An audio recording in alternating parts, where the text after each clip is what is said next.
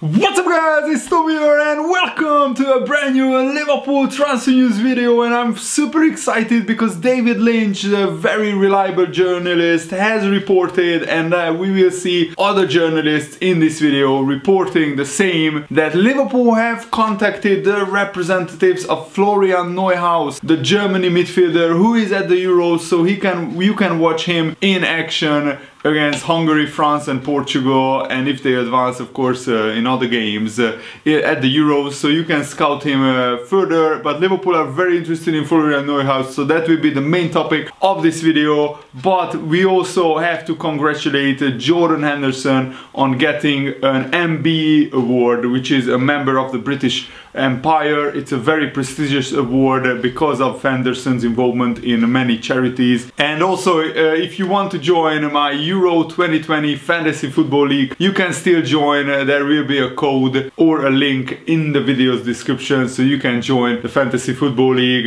What a start to the Euros. Italy have beaten Turkey 3-0 with a scintillating performance, and 3 second half goals ended up in a 3-0 scoreline, and I think Italy are looking very good. They are one of the dark horses for the whole tournament, I think. So first of all, David Lynch has reported that Liverpool FC have made contact with the representatives of Borussia Mönchengladbach German midfielder Florian Neuhaus. No guarantee that interest will be followed up with eventually with a transfer, but any move would likely come after the Euros, and we will talk about the report in detail. But Florian Plettenberg also tweeted out an update. He said, among all the teams from the Premier League, Liverpool FC is currently the club that has deposited its interest most concretely out of all the clubs. And Neuhaus told Sport 1, the news outlet that Florian Plettenberg is working at, and I quote Florian Neuhaus, "I can very well imagine a move abroad and his future will become clear after the Euros." And Florian Neuhaus, I think he has a release clause of 40 million euros, or that's what his value is like, so that would cost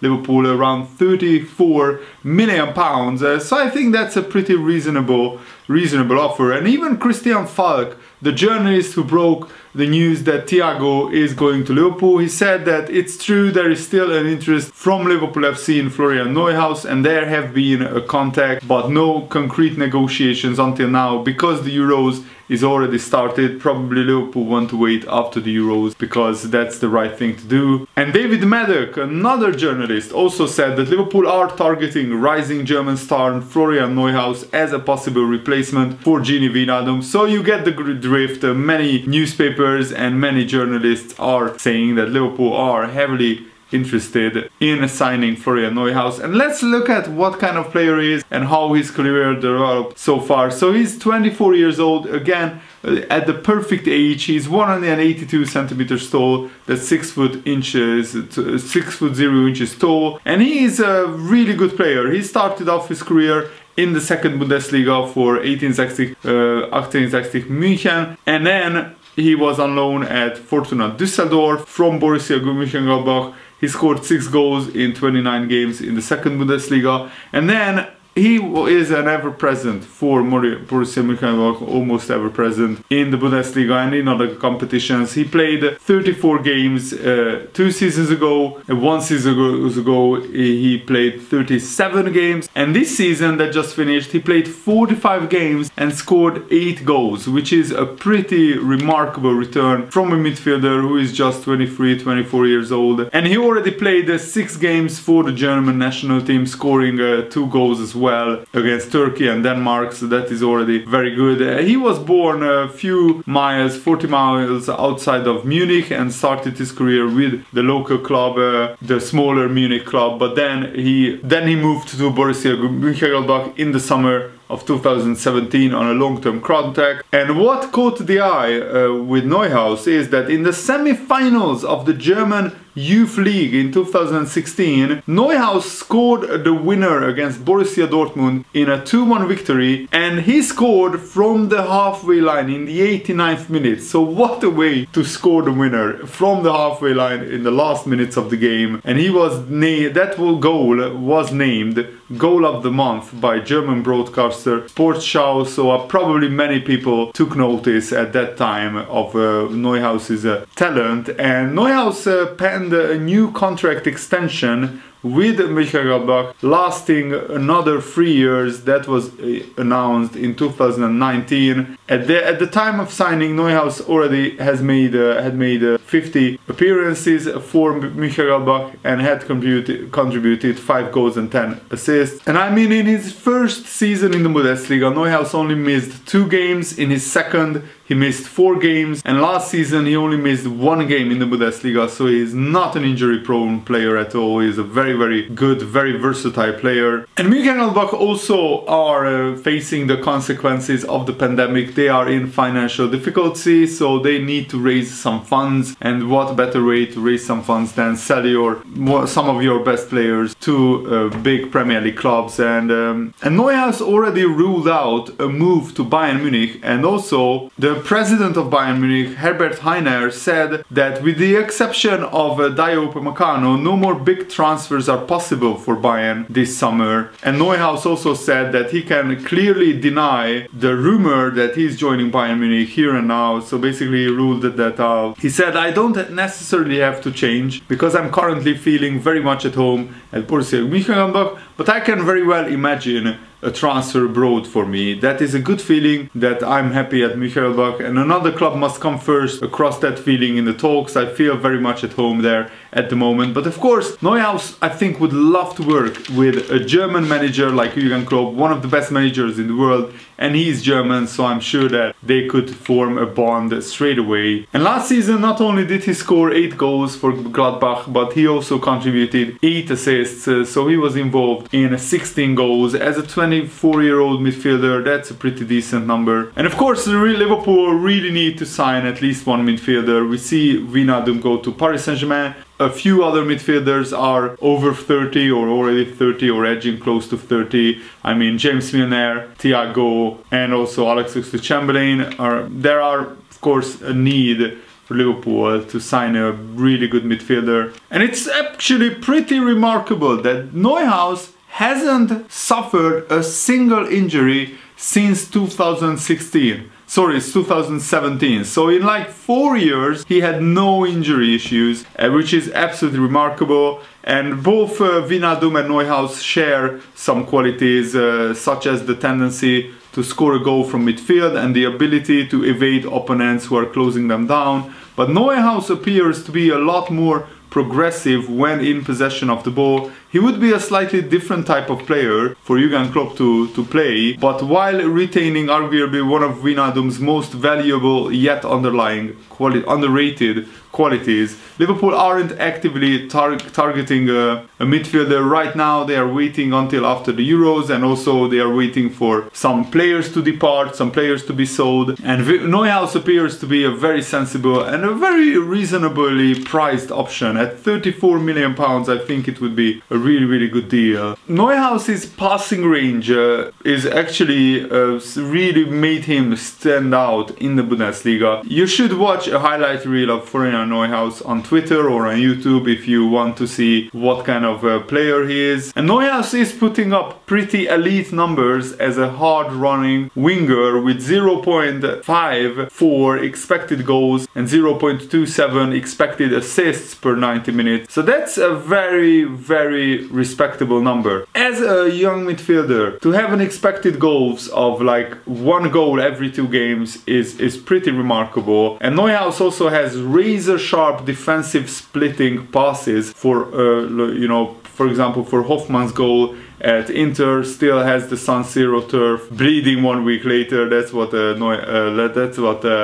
journalist Raphael Honigstein described that at the time. And Neuhaus does show a really strong attacking influence with 1.3 key passes per 90 minutes to add to his own direct numbers, and his expected assist was limited to 0.117 and his expected goals to 0.15 over the 2021 season specifically. While Neuhaus's numbers show him to be more attacking than Wijnaldum, both players featured a lot of matches over the past season. So Neuhaus's level of availability and consistency is something that is somewhat lacking in Liverpool's present midfielders, and it's therefore a quality we should be looking out for in potential transfers. A midfielder who is consistently available, strong in a challenge, and able to increase the tempo of attacking using his passing range sounds like a dream come true, and I think Liverpool should sign him. I really hope I could get a really comprehensive overview